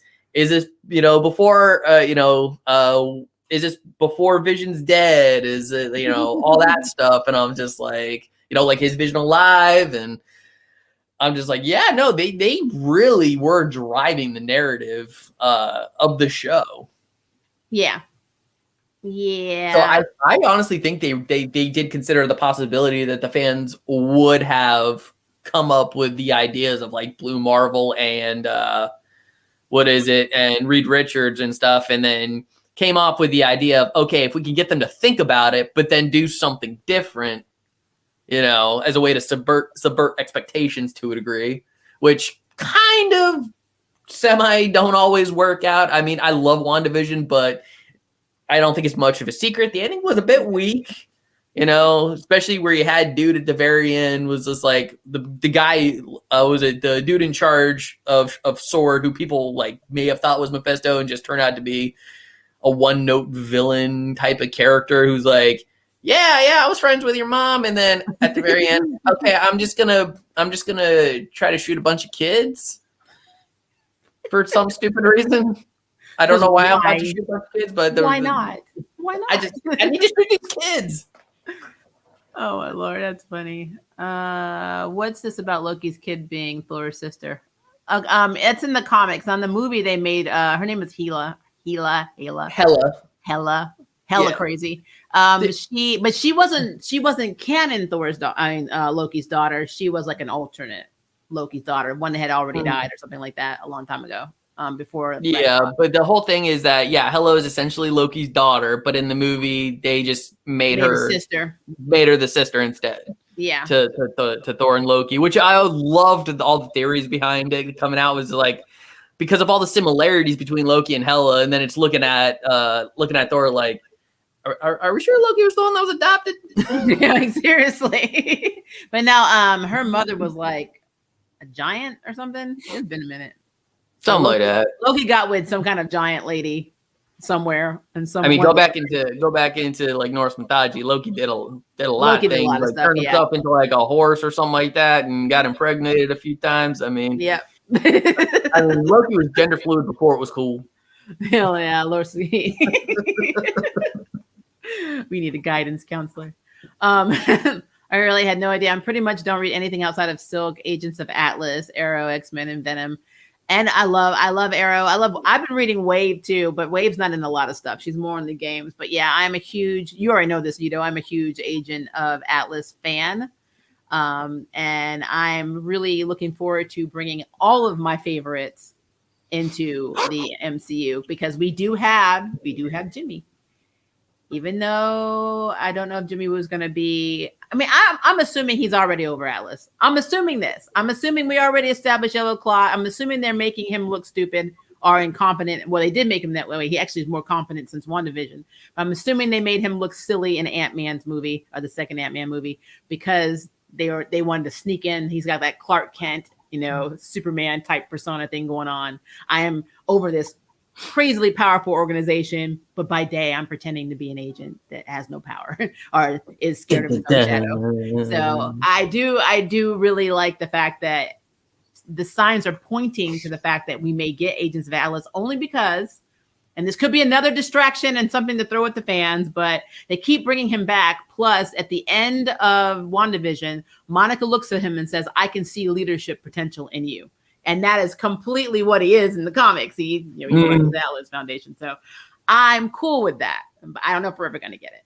I want White Fox. I want everybody to be in it. And I think that'd be a really cool way of segmenting those characters in. But we shall see. It probably won't happen. But we shall see. Tom Holland's in trouble. He already doesn't look like a kid out of high school. I mean, you're not wrong. You're not wrong. At least he looks like he's in college, so maybe that's what they're going for. OMG, Loki would totally team up with Luthor in Power Rangers Ninja Storm or stay in Power Rangers Mystic Force. Wow. They would be a good villain. I mean, yeah, I'm just like, I could see Loki just being like, yeah, it's a Tuesday. I can screw with some teenagers, send down a giant monster after school. It's entertaining. Like, he would do it just for the entertainment purposes. You're like, well, Ragnarok didn't work and nothing went down well in New York, so might as well just go in the Power Ranger universe and see what happens. That would be so funny if Power Rangers got established in the MCU. Oh my God. Well, I mean, they already crossed over with the Justice League, so, you know. True. Yeah, everybody really has. Ruby has a lot of things that crossed over. I think I even saw TNG in the Justice League, so which is hilarious, by the way. They had a Green Lantern. They had Hal Jordan. Yeah, Hal Jordan. There was a Star Trek X-Men crossover at one point. Yeah. Oh, I remember that when Spock Vulcan pinched Wolverine. That was funny. Yeah, they try. They try. Let's see. I missed the 90s. Miles Morales is a different story. Sylvia, on the other hand, I wasn't given enough to form a decent opinion of her as an actual person. Why? And not her conflicting status as a magical construct golem. I don't know, but my hip popped. I know. Like that was deep, Nicholas. Like, I mean, I just always thought Sylvie was cool. So I mean, I get it. I mean, there are a lot of characters that don't have huge backstories and don't have a lot of. She's a mysterious one because we don't actually know how she was actually made. They keep going back and forth. So I'm pretty sure this will be the show that establishes that she was made by Mephisto. Oh, probably. And then we still won't get Mephisto. They won't even say Mephisto. We'll say that one. Like, that's Mephisto. Though we did come up with a pretty fun fan theory. Obviously, probably not going to be a thing where we're just like, what if Mephisto is just a Loki variant? Oh no. That would be great. Oh, no. I could just imagine the internet exploding over that one. Yeah, it would break. The internet would break. It has broken before, so I could see that being a thing. And I agree that Captain America shouldn't have returned to the main timeline older. I mean, it doesn't make a lick of 20 cents. So I looked at that. I was like, I'm done. Yeah. So the only benefit is he's leaving, so I don't care. But we thought about Sonic. Okay, that's about making sure I don't get the Krakoa stuff in here. I feel like I really feel like making a community post about, so what do you think about Krakoa? And just let everybody go in it. Put all your thoughts. That's probably the best way to go about it. Yep. Trying to scroll down. Oh, and per our conversation yesterday, I did check. I don't have a community tab at all. You don't have a community tab? No. No. Why? I guess you gotta have 1,000 subs. That's what YouTube's telling me. That must be because I know that they did beta and they were actually giving people a community. I guess they didn't roll it out. Wow, that sucks. And I'm sorry that I'm echoing, guys. I don't know why I'm echoing. It's really weird. Let's see. I have a theory though, but I can't test it because my spouse isn't in the other room right now. I'm gonna have my webcam is not plugged up, but it has 2 speakers on it. So I'm wondering if because it's in proximity to my microphone, if it's just bouncing off of the speakers as feedback. Yeah, possible. It's possible. But I'm gonna test that theory after the stream because that's what I do. All right, let's see. I'm trying to make sure I got you Blandberry for the echo. I have got to have Joe on one of our Arrowverse. I'm moving it to Wednesdays. I do Arrowverse Tuesdays normally, but since Motherland Fort Salem starting on this Tuesday coming up, I have to move it to Wednesdays. But I am not nice in my reviews. I'm fair, but I'm not nice in my reviews. And I normally have something to say about Barry every week. I think he got a reprieve from me this past Tuesday. And if you haven't seen the episode, I won't spoil it for you. because he was not as involved in the episode. It's the only reason he got a reprieve for that. Because when he is involved and he makes decisions, I'm like, I already know. I'm like, why do you keep listening to this man? I'm like, I don't understand. Stop listening to him. Like, whenever he's like, I think we should. Well, there's your problem, Barry. You said I and think in a sentence. Stop. No, we don't want to. Well, you gotta understand, we are the Flash. I mean, we kept this boat running while you were stuck in the Speed Force. We kept it going, like with no problem. And now you came back and look what's happening. Chaos. I just want to Cloak and Dagger and the Runaways canon because some of the most of these characters have influenced events from Spider-Man, the Avengers, the Fantastic Four, and the X-Men. Yeah, I mean, even with Loki, but that's actually Filma Loki. With Nico being the adopted daughter in one version or one Earth of Loki and being the adopted sister of America Chavez. I mean, there's so many different connections with so many different characters in Runaways and Cloak and Dagger. I would love to have Cloak and Dagger in general because they were just very cool characters. But again, apparently that's not going to happen. If they do put him in, I guess they'll be recast, which kind of sucks. But I did hear that we are getting Daredevil's actor in Spider-Man. I had heard that, but I don't think I've seen anything official about it either. Yeah, they were one of the and I don't like getting stuff off of Reddit, but one of the Reddit boards, because I looked it up when I heard it, said that they had seen pictures of him on set and that he was going to be Peter's lawyer. So he wasn't going to be Daredevil. He was going to be he was just going to be his lawyer in it. But I'm down for it because Matt's a cool character. Let's see here. I'm down for a community post for Cocoa. I will make that for you. Also, I did a poll, guys. A poll is happening. If you have not seen it on the community tab, I am a huge Rurouni Kenshin fan, and they are playing the latest Rurouni Kenshin movie that aired in Japan called Well, it's going to be 2. This is the first part of it called The Final or whatever. It's basically the final movie. So it's basically going to be available to watch on Netflix tomorrow, and I'm going to review it because, again, I effing love Rurouni Kenshin. So please answer the questions on whether you want to have a non-spoiler review, a spoiler review, or both spread apart by a few days. I need to know what you guys want because I am going to be watching this movie as soon as I get through. I have 2 doctor appointments tomorrow, so when I get home from one, I'm going to watch it. And then whatever we decide, I'm going to film the video. And then I have another doctor's appointment. I think my doctor's appointment is like at 1:00. So when I come back, I plan on posting it. If it's a spoiler review, I'll probably do a live stream. If it's a non-spoiler, I'll probably do it as a video. If I'm doing both, it's going to be a live stream and a video. So I need to know what you guys want. If you're not familiar with Rurouni Kenshin, it is a manga series that was made into an anime a long time ago. And it is absolutely effing amazing. And the live action renditions of this is probably one of the best, anime adaptations to live action I have ever seen. They did an amazing job with casting, writing, and taking the plot to movie. They did an amazing job. So very excited. So let me know.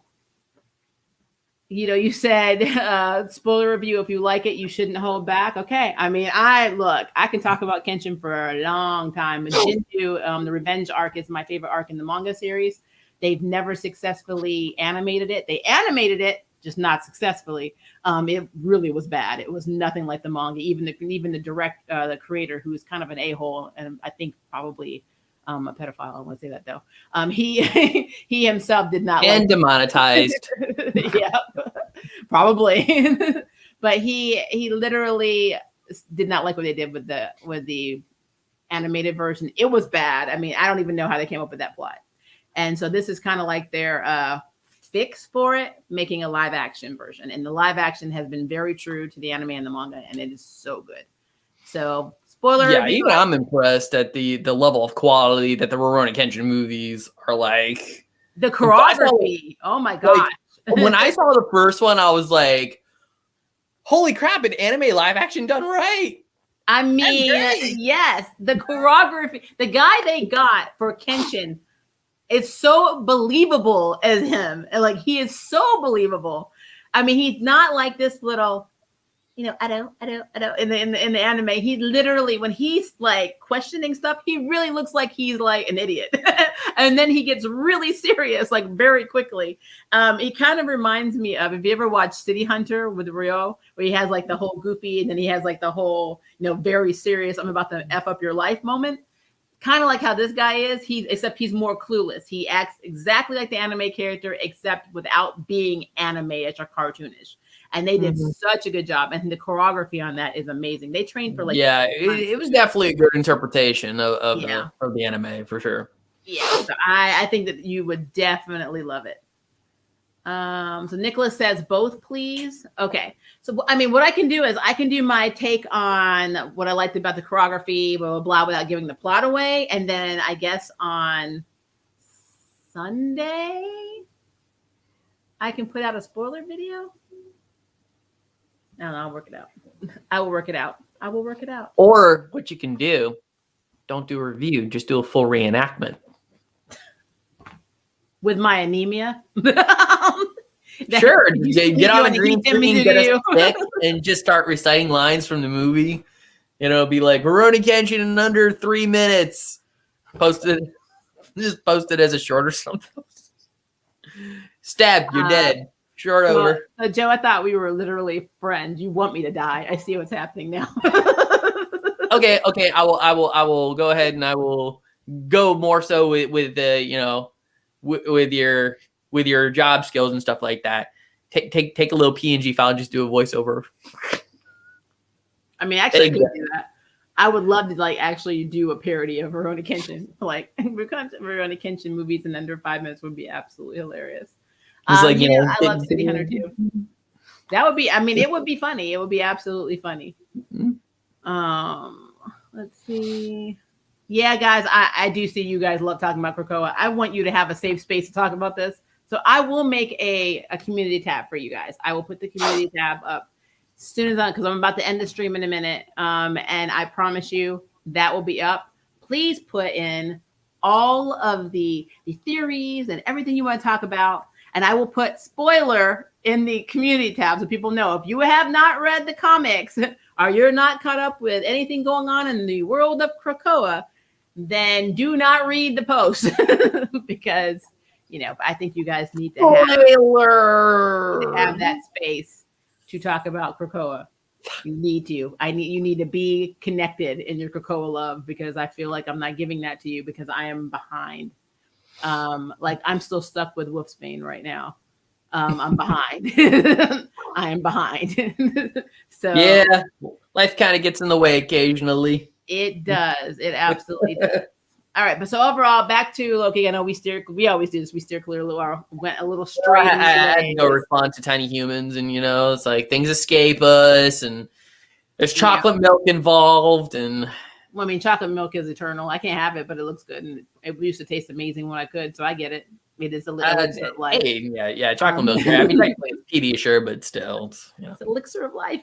But Loki's episode 2. So I really, really loved it. We already told you our theories about Enchantress. We already told you what we think maybe happened with Loki, or one of many things he could be doing by jumping through that portal. I think I'm probably alone in the whole, I don't think that the timekeepers are actually timekeepers, that they are the antagonists. And again, you never know. Yeah. Well, the show's moving at rocket speed, so I don't know how many episodes it's going to be 6 episodes. So 6 episodes? Okay.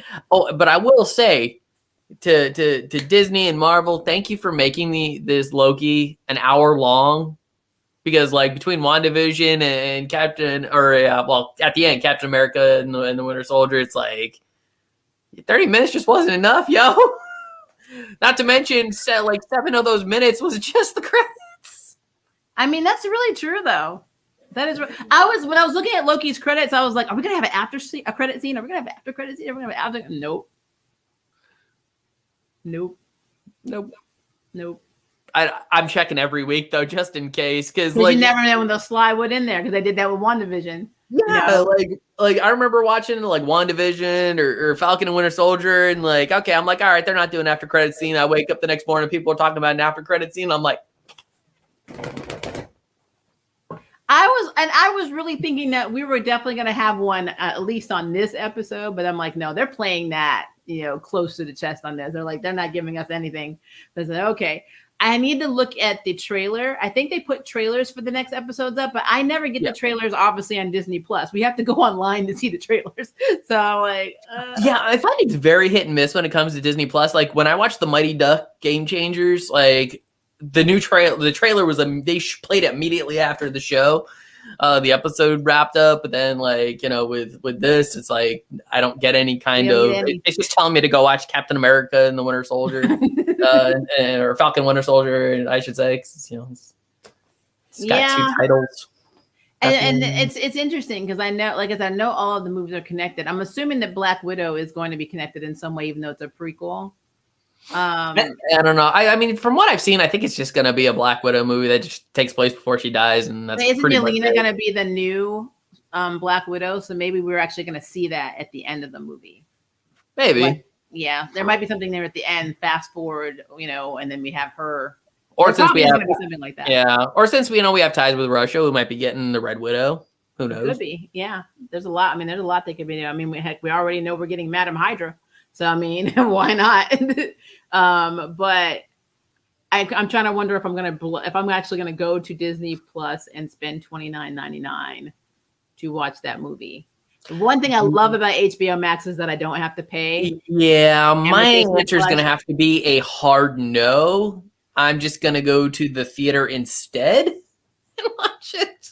See, I can't because of my health. I can't be around other people, and especially during COVID. So I can't go. I could go to the drive-in. So that might be one choice. If we decide to go to the drive-in, we'll probably go and see it that way. Yeah, I'm not a fan of the Disney Plus business model of like, hey, you want that brand new movie? Give us $30. Yeah, like, I'm guilty of doing that with Raya and the Last Dragon. I did do that. I can't do it because the problem is if you ever decide to get rid of Disney Plus, it doesn't carry over if you reactivate it.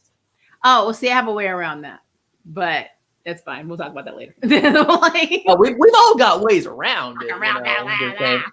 I mean, you can wait a few. I mean, for look, for disclaimer's sake, you're absolutely right, Joe. Absolutely right. Yeah. No way around that. Never been to a drive-in? You don't have one? Oh, drive-ins are awesome. We for what you pay for one movie ticket, we get an entire carload. You can bring. Well, I was going to say a lot of drive-in theaters went out of business, though. It's rare when I come across them these days. We have, I think, two where I live. When I was growing up in PA, we had. I mean, when I was a kid, we had I don't know, close to 7 or 8 within a certain vicinity, and then by the time 2002 rolled around, they were all just gone. They're gone. Yeah, we still have ours. We have one major movie company here called Malco, and then they are also the ones that have the drive-ins here. So the summer drive-ins are a big one. Drive-ins are definitely cool, especially with today's technology. If you have a car that's Bluetooth capable, you just take your headphones in there and just Well, that's what we do. I have a Prius. I know, horrible tires, but I save gas mileage, and I have Bluetooth. There's nothing wrong with getting some good gas mileage. Yep. Just saying. And I can run my car and not worry about the air or heat being on and running my gas down. So that's why I love it. But I absolutely love the fact that when I went and saw New Mutants, and I went and saw Peninsula for the price of one movie, and our entire family was in the car. Even my dog was in the car. Like, we had our own popcorn. We brought all of our own snacks from home. So we didn't have to spend $50 at the concession stand. I didn't have to get out of my car. I literally didn't have to be in contact. It's the ultimate way of staying 6 feet away from someone because you're in your car. And there were people getting out and doing all that stuff, but I wasn't doing that. So, but yeah, I love going to drive-ins because you get a double feature. And the first movie always plays again. So if you get there late and you get to the second movie, you can just stay, and then the first movie will repeat. And so it's almost like you're getting to see it twice. So, yeah. Yeah. I like drive-ins. I miss the drive-in so much. It's so convenient. Well, except on those nights where it's a little cold and your windows fog up and. See, that's why I have my Prius. I can just turn the heat up a little and put the defrost on, and it's fine. Having your dog watching the movie is a good argument for drive-in theaters. Dogs are part of the family. I mean, he wants to watch New Mutants. He watches everything else with us. Well, I mean, not just the dog, but also, you know, popping your own popcorn, just bringing it in like in little plastic baggies, and it's like, I even made order a pizza and have Domino's deliver or something. Yeah, or you can pick it up on the way. That's the rule. There's no rule about not being able to have your own food. You can wrap whatever you want. Get some Little Caesars. Heck, make a pot roast and just roll it in. Seriously, have Chinese food, Korean food. Heck, I will not lie and say that I did not think about bringing kimchi, and I might bring kimchi to my next one because why not? There you go. So my car, my rules. You know, and if you don't want to get out of your car to use the restroom, you know, pack a bucket. It's great. Yep.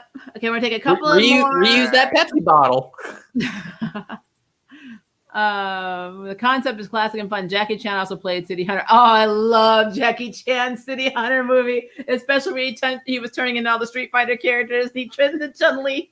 I absolutely love that movie. It was silly because his version of City Hunter is only loosely based off the manga. It still had a little bit of the same plot. They still had Kari. You know, obviously they changed their name. And every time they would say City Hunter, his hair would blow back. They'd be like, City Hunter. His hair would like blow back in the wind. Absolutely hilarious. That was the Jackie Chan. One of my favorites. But the anime I've always loved. I didn't like Angel Heart, which is a spinoff of that. Is it Angel Heart? Yeah, Angel Heart. I've never seen that one.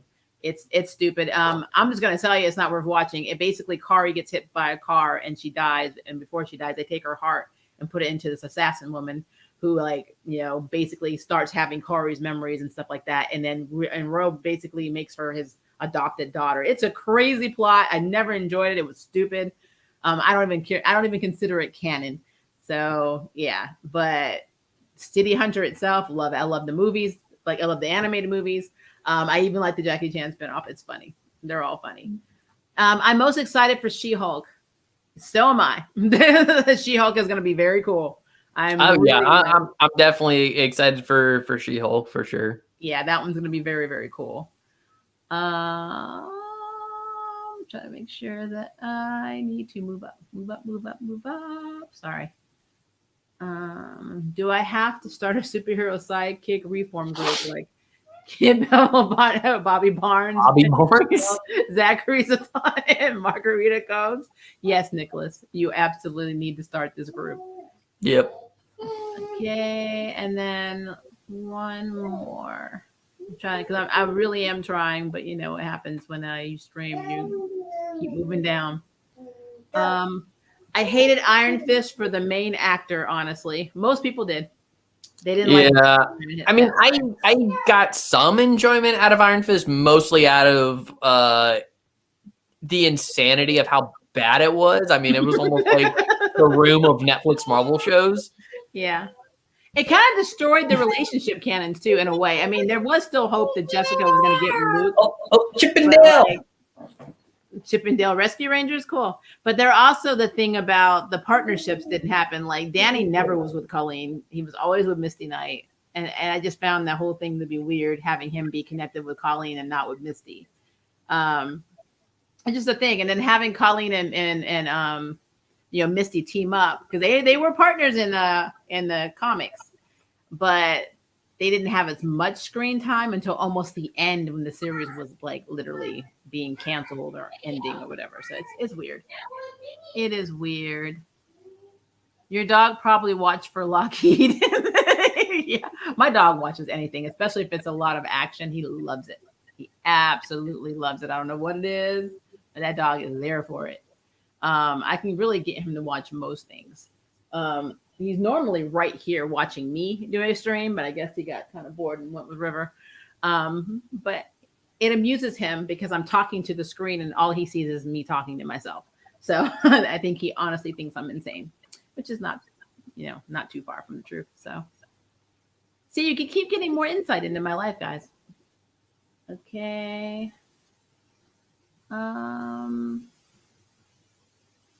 Every time I see blame Barry, I'm like, I'm blaming Barry for everything.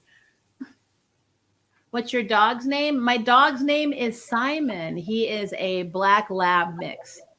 And he's very sweet, but he's also very jittery and scary, and he has anxiety. So it's a thing. Hi, Cheston. How are you? I don't even know if I have any pictures of my pooch. Ah, I'll have to see. Chip and Dale was important. Chip and Dale Rescue Rangers? No, not Rescue Rangers. It's these little shorts, little CGI. It's what is it? A branch off of the Mickey Roadster Racers. Oh, that sounds cool. That Yeah. sounds cool. They're like 2 minutes, 3 minutes each, so she goes through them multiple times a day. Your dog is named Abby and also has anxiety. Yeah, dogs be like that. My dog was a rescue, so my dog got hit by a car, and got so scared he hopped into a field for 2 days, until they finally coaxed him out so they could fix his leg, and it was broken. His left leg was broken in 2 places. When I got him, they thought they had fixed it, and they hadn't, and it ended up costing me $6,000 to have resurgery, X-rays, and medicine. So. He's my baby boy. I paid for him. I got the receipts. And now you can catch Abby downtown. Yeah. Simon is my dog. He's interesting. He does not like people. If people come in the house to fix anything, he puts himself in the kennel. He hits the side so the door will drop. So he locks himself up essentially. This is a 75-pound dog, and he's like, no, like danger, not happening. So. Mine was also a rescue, but we never found out what made her so skittish. I think she was abused before we got her. Probably. Yeah, it's sad. It is sad. My dog is afraid of houseflies. My dog is aggressive with flies, especially mosquitoes on the balcony. It's absolutely hilarious. He tries to eat them. I also have 2 betta fish, and they're new, and my dog really does not understand why there are things swimming in this tank. So it's very funny to watch. He just keeps looking at him like this. Like, what the heck are those things? But it's hilarious. All right. So guys, we are almost at 2 hours. We're at an hour and 50 minutes. We've gotten better because we've gotten to an hour and sometimes an hour and 15 minutes. So this is a longer stream, probably because Joe hasn't been on the channel for so long. And my connections have usually been fairly weak. True. And I'm blaming Barry Allen. So like just what it is. It's always Barry's fault. But yeah, so be on the lookout for the Krakoa community post, which I will get up for you guys when I end the stream. So make sure that you do your thing. I'm going to figure out this echo. This is driving me crazy. It's driving me absolutely insane. So I'm going to figure that out. I'm blaming Barry, I'm blaming him. But be on the lookout. Also, I'm going to try very hard to get my Rurouni Kenshin. If more than likely, it will be the non-spoiler appreciation video tomorrow, as well as our Charmed review, which I already know you guys know I'm doing. I'm doing it 15 minutes early, though, guys. So we're doing it at 8:15 p.m. CST instead of 8:30. So we can try and end it a little bit earlier. But I'll probably be in my feelings because I was last week. So we'll see what happens. All right, guys, say goodbye to Joe. Bye. Come subscribe to my channel because I need people. He needs friends. It's lonely in Japan with all the cool stuff. So yes, I got no one to talk to that speaks English. Yes, and Job, we were getting ready to leave, but I agree. I love that they introduced the TVA and the fact that the Infinity Stones aren't that powerful, but now they're be able to introduce maybe as a force that's easily exceeds the power of the stones. I absolutely agree with that. Make sure if you have any other comments, questions, theories, concerns, just want to sing, put it in the comments below, and we'll happily come in here and, carry on our conversation like we normally do. But yeah, and I agree. Joe needs a community section. He really does. But for now, he can just play in mine. Just play on mine until you get one, I guess. I don't know. I'll just give me all your data information. That's exactly what I'll do. Like, tell you what, just give me the routing number to all your accounts and stuff too, for your let's not get carried away. All your YouTube cash. We're not getting carried away. Okay. Well, we love you guys. Have a very good night. If it's day for you, have a very good day. I will see you guys on tomorrow. Bye. Yeah.